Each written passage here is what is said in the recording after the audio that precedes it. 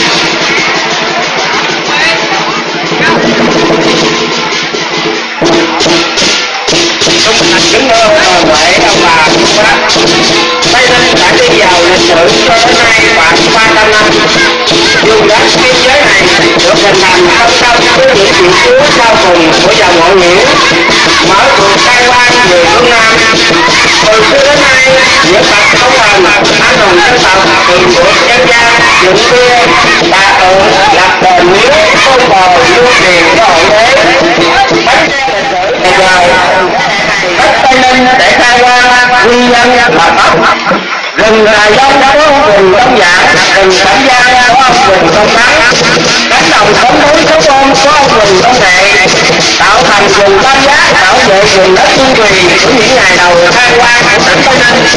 Ông rừng Đông Thắng là em của quan lớn rừng Đông Dạng, ông đến Cẩm Giang khai phá rừng nguyên dân là Pháp, mở mang bờ cõi cho đất thành đào lũy, tiêu mộ quân sĩ hàng ngày tập luyện võ nghệ, lập thành những đạo binh đang bị vũ khí quân lao giáo mát quân nọ.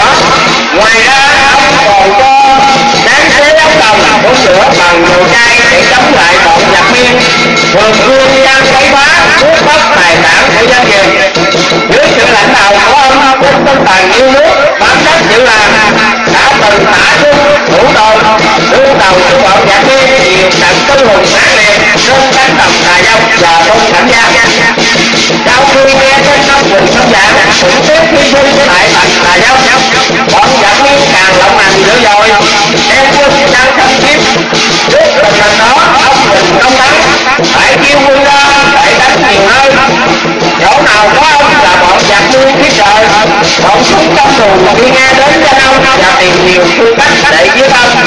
Đến ngày 16 tháng 4 năm Tân Tuất 1826, sau khi đem quân đánh nhiều nơi, ông rút quân về thành Cẩm Giang, tức thành Quan Hóa để giữ nguyên. Không ngờ bọn giặc biên biết được kéo quân đánh thẳng vào thành, dù bất ngờ vào tới bị động, nhưng ông được triển khai đội hình đập tạ lại và chiến đấu đến hơi thở cuối cùng. Các giặc biên nằm khắp trên thành, cuộc chiến đấu càng kéo dài bằng binh sĩ mà nói quân nguyên thì đâu. Ông nhìn thấy các bạn đã chiến trên mình, xung quanh binh sĩ đã quân quá nhiều, việc bất đủ mặt phải đó. Thành mát thì xuống phải mắt, ông quân quân tự cưới theo quân của người An. Ông Quỳnh Đông Thắng cũng cưới hy sinh vào ngày 16 tháng 4 năm Tân Tuất 1826 điều vua Minh Mạng. Ngôi mộ hiện nay vẫn còn rất khai tang, nhưng mà dấu tích lịch sử dễ dàng của ông ta ta.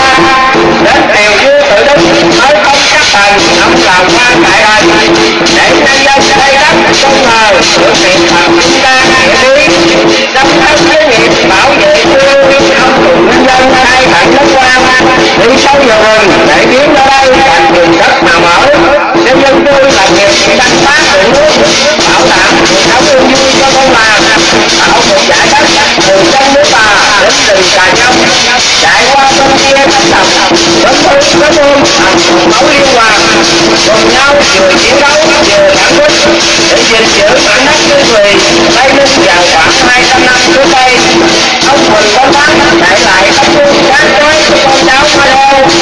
đức tính can đảm kiên trì nhẫn nại vượt mọi gian khổ để tập này.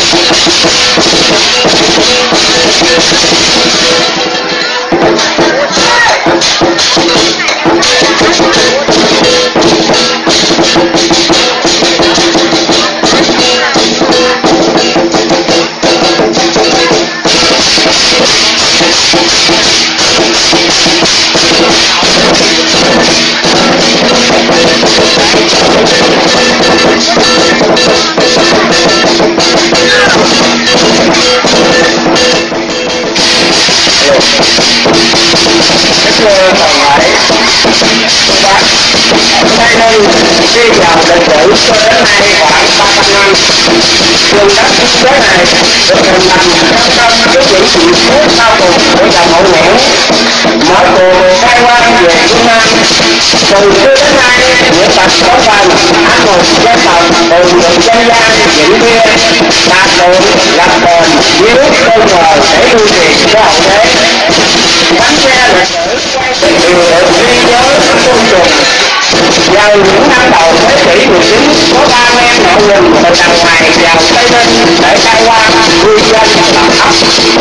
Rừng Tà Dông có Quỳnh Tông Giảng, Đường Cảnh Giang có ông Quỳnh Tông Thắng, cánh đồng bến bến số ôm có ông Quỳnh Tông Nghệ, tạo thành một vùng tam giác bảo vệ vùng đất thiên thùy của những ngày đầu khai quang của tỉnh Tây Ninh.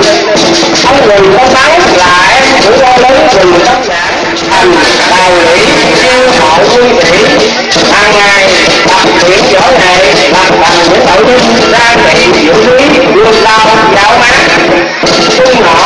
Ngoài ra ông cho sáng chế tấm đồng cũng lửa bằng dầu cay để chống lại bọn giặc Miên thường xuyên ra quấy phá cướp bóc tài sản của dân việt.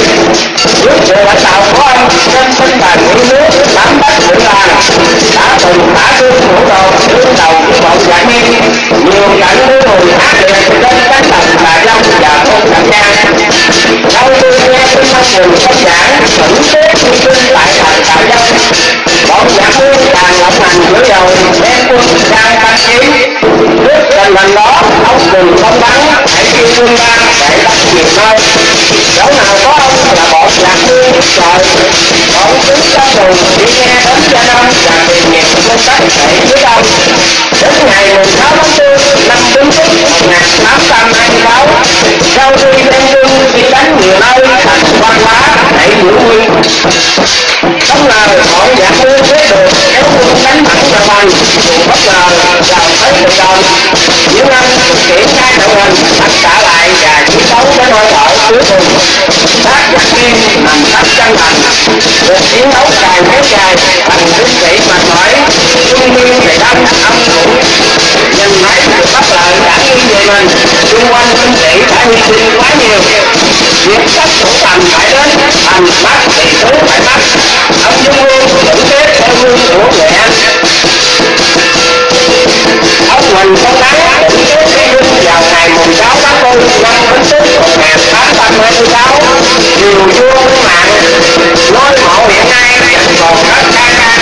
Vua mộ những gương dầu dữ để lại cho hậu thế. Đây là dấu tích lịch sử dễ dàng của ông cha ta.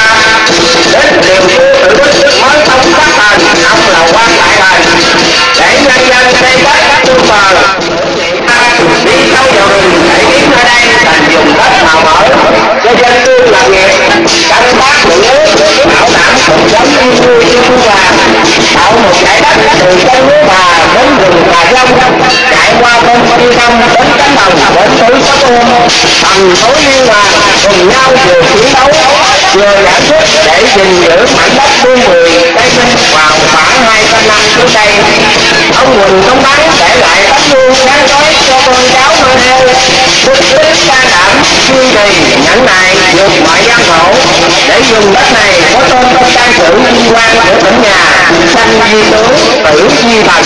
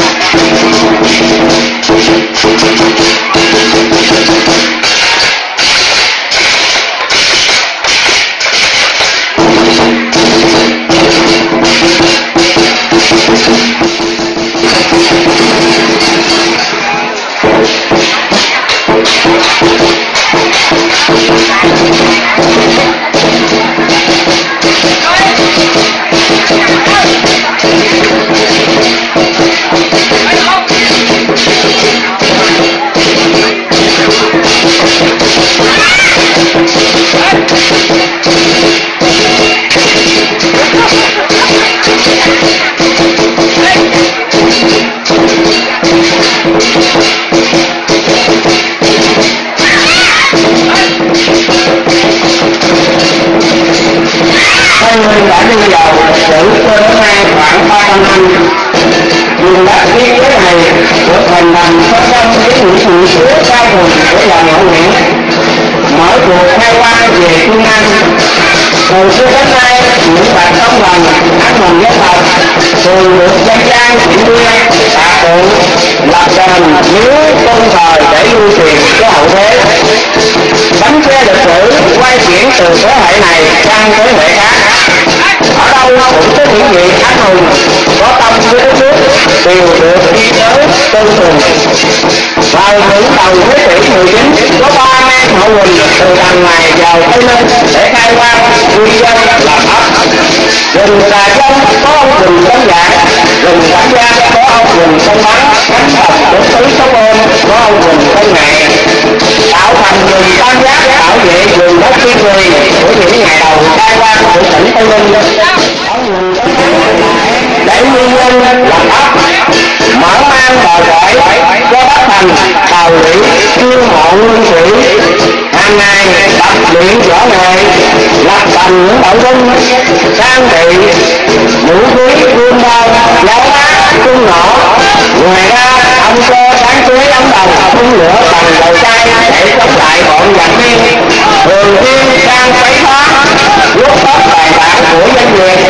Dưới sự lãnh đạo của ông, trên tinh thần yêu nước bám đất giữ làng, đã từng tả thương vũ đòn đương đầu của bọn giặc biên. Nhiều cảnh thú hùng ác liệt trên cánh đồng Xà Dông và thôn Cảnh Giang. Sau khi nghe tin ông Huỳnh Công Giảng thử tuyết hy sinh tại thành Xà Dông, bọn giặc biên càng lộng hành dữ dội, đem quân sang thanh chiến. Trước tình hình đó, ông Huỳnh Công Thắng đã chiêu quân ra để đánh nhiều nơi. Chỗ nào có ông là bọn giặc biên thiết trời, bọn chúng tâm buồn chỉ nghe đến danh ông và tìm nhiều phương cách để giết ông.